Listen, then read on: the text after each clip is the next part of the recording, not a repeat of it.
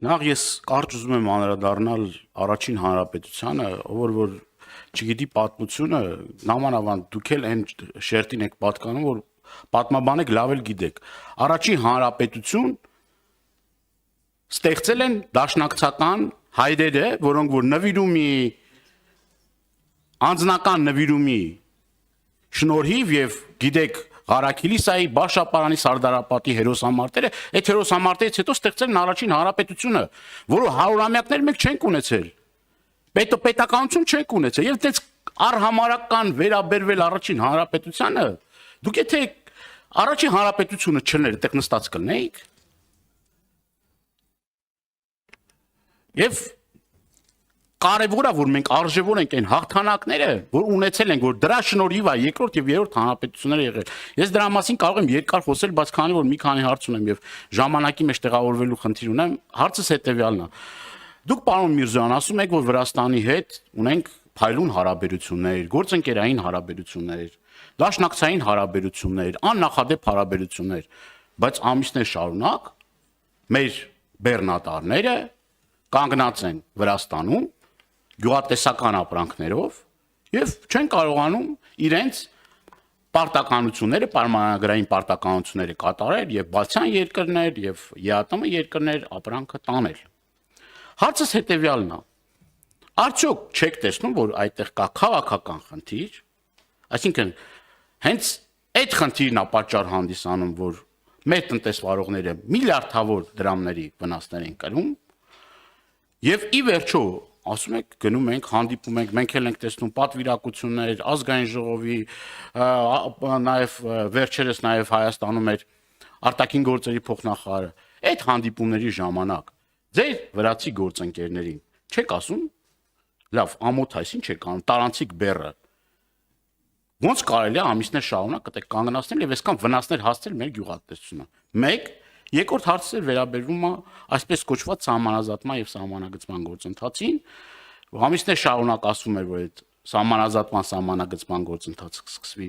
Հայաստան Վրաստան Ադրբեջան այդ սահմանակետից սահմանագծից ինչ կա ի վերջո այս ուղղությամբ ինչ պայմանավորվածություններ կա եւ ի վերջո այն ականազերծման աշխատանքները որ արվում են սահմանին մենք կարող ենք ենթադրել որ նաեւ հաշվի առնելով այն նամակը որ Ջեյհուն Բայրամովի գրասենյակը ուղարկել էր պատասխան մերի որ 32 բնակավայրի եթե չեմ սխալվում մոռացեք այդ 32 բնակավայրերի մասին արդյոք ադրբեջանական կողմը պատրաստվում է որևէ մի հայկական տարածք հետ վերադարձնել եւ այս ուղղությամբ առհասարակ ինչ կա Պարոն Դանիելյան դուք պատմության համար արձանագրենք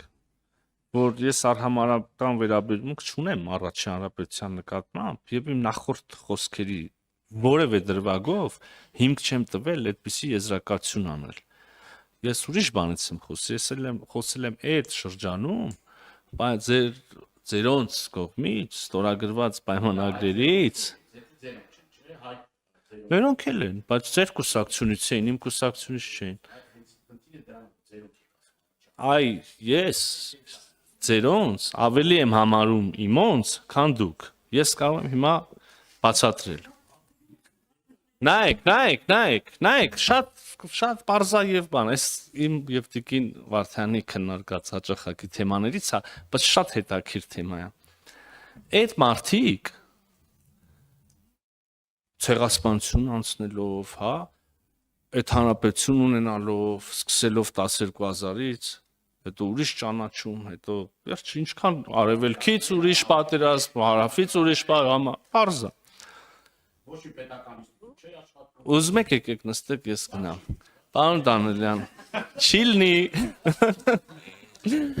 Եվ ահա, լավ, բայց իսկապես էլի լուրջ թեմա է, այս ձեզ էլ պետք է որ հետաքրի շատ էլ չջրիկացնենք, նայեք, այդ մարդիկ առաջի հանրապետության հայրերը անցնելով այդ արհավիրքների, այդ անմարդկային փորձությունների միջով վերջ ինչ-որ եզրակացությունների էին եկել եւ կոնկրետ լուծումների էին եկել։ Դուք կարող եք դա տեսնել եւ հայտնի ուրեմն ժամանակի անվանի դաշնակցական գործիչների գրվածքներում եւ այդ ժամանակների ուրեմն փաստաթղթերում այդ մարդիկ նենց ոնց որ մենք այսօր փորձում էին հասնել Հայաստանի Հանրապետության շուրջ խաղաղության։ Հիմա մեծ հարց է, դուք եք իրանց համենայն դեպս վերջի շրջանի ուրեմն գաղափարների կրող, թե մենք ենք ավելի մոտ է դրան։ Եկեք այս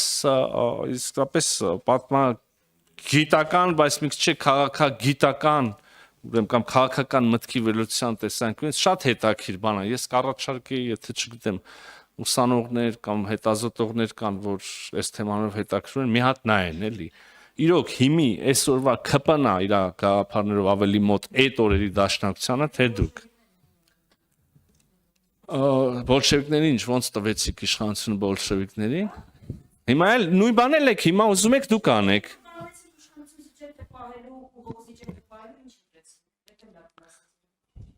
Մի րոպե, ինչ ասում։ Վրաստան, դե չէ, դուք տես մի հատ բան եք գցում հարցի մեջ, պնդում։ Պարոն Դանիելյան, լավ եմ անում, եթե դուք համարում եք արդարը, որ դուք ասում եք, պարոն Միրզոյան, ոչինչ, որ դուք առաջի հանրապետության նկատմամբ արհամարհական վերաբերմունք ունեք, բայց մի հատ կասեք ինչի են մեր կոնյակը Վրաստանում սահմանում լռվում, ես էլ իրավունք եմ վերապահում, ասեմ, որ դուք չարաչար սխալվում եք, պարոն Դանիելյան, ես առաջի հանրապետության նկատմամբ որևէ արհամարհական վերաբերմունք չունեմ, ճիշտ հակառակը ունեմ ակնածանք, դուք իմ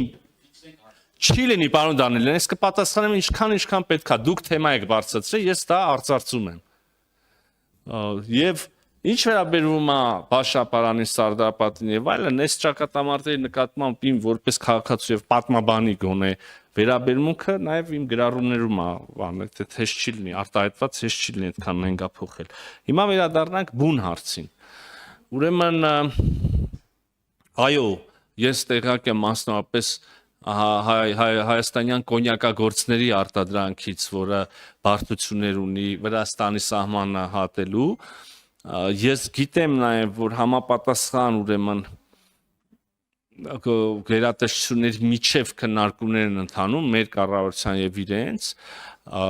պետք է խոստովանեմ, այս մի քիչ ավելի մասնագիտական են քննարկումները եւ անմիջականորեն ԱԳՆ-ի կողմից չեն վարվում եւ նաեւ մեր համապատասխան գերատեսչությունները կապ մշտական ունեն եւ խոսակցություն ունեն մեր արտադրողների հետ, ովքեր բախվել են այդ խնդրին Վրաստանում, ամեն ինչ իրականում անկեղծ ասած չի ուզի մա շատ բան բարձրաձայնել, ամեն ինչ այդքան միանշանակ չի, խնդիրներ կան, որոնք կարող են տպավորություն թողել, որ արհեստականորեն են առաջացվում եւ խնդիրներ էլ կան, որոնք այնուամենայնիվ նու առնվազն շանս ունեն կամ արժանի են համարվելու հիմնավոր, եկեք այսպես ձևակերպեմ, բայց ամփոփելով թեման, տեղյակ ենք խնդրից, զբաղվում ենք խնդրով,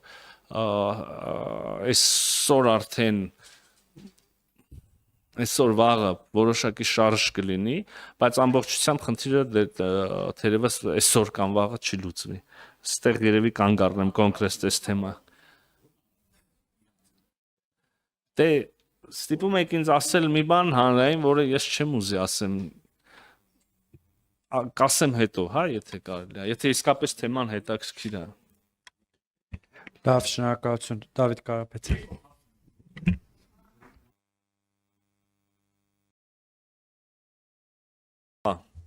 Սահմանազատման եւ սահմանագծման ուրեմն հանձնաժողովների կողմից եւ մասնավորապես դրանց ղեկավարների միջև խոսակցությունը այսօր էլ շարունակվում է, պարոն Դանիելյան, խոսակցություն, այսինքն գործընթացը շարունակվում է, գործընթացը ընթացքի մեջ է, որոշ մեթոդական քննարկումներ են այս պահին արվում։ Դուք հարցնում եք երբեն մեր 240 կիլոմետրը կամ այս կամ այն կտորը վերադարձվելու կամ պարտադրության տալու է, թե չի տալու։ Ես ուզում եմ ձեզ ասել, որ այն հիմքը, որ մենք վերցրել ենք Ալմաթայի հռչակագիրը եւ Խորհրդային Միության փլուզման պահին եղած սահմանները, այդ սկզբունքը բոլոր հարցերին պատասխանում է, ենթադրվում է, որ գծելով գնալու են մարդիկ ուրեմն Ալմաթայով ենթադրվող սահմաններով եւ այն կետը, որ կլինի ադրբեջանական,